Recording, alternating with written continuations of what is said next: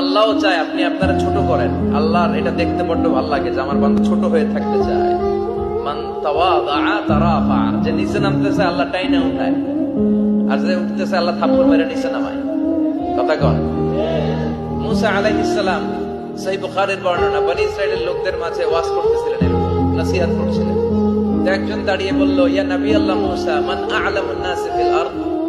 হে মুসা নবী, জানতে বড় মনে চায় বর্তমান পৃথিবীর সবচেয়ে বড় জ্ঞানী কে? মুসা আলাইহিস সালাম কয় আমি। মুসা আলাইহিস সালাম কি বললেন? আনা। আসলে কথাটা ঠিক। আল্লাহ যখন যে নবীকে পৃথিবীতে পাঠায় তখন তাকে সবচেয়ে বেশি জ্ঞান দিয়ে পাঠায়, সেই হিসেবে ঠিকই উনি সবচেয়ে জ্ঞানী। কিন্তু উনি এইভাবে নিজেকে সবচেয়ে বড় জ্ঞানী বলে দিবে, এটা আল্লাহর পছন্দ হয় না। আল্লাহ চেয়েছিলেন মুসা আলাইহিস সালাম যেন বলে আল্লাহু আ'লাম, আল্লাহই জ্ঞানী। সুবহানাল্লাহ কইবেন না? কিন্তু তা না করে উনি কি করলেন? যখন বললো সবচেয়ে বড় জ্ঞানী কে, উনি হুট করে কি বলে ফেললেন? আনা, আমি। আল্লাহ এটা পছন্দ করেনি। আল্লাহ ডেকে বললেন, মুসা, ইউ আর অ্যাবসলিউটলি রং, তুমি ভুল করেছো, তুমি সবচেয়ে জ্ঞানী নও, তোমার চেয়ে বড় জ্ঞানী আছে।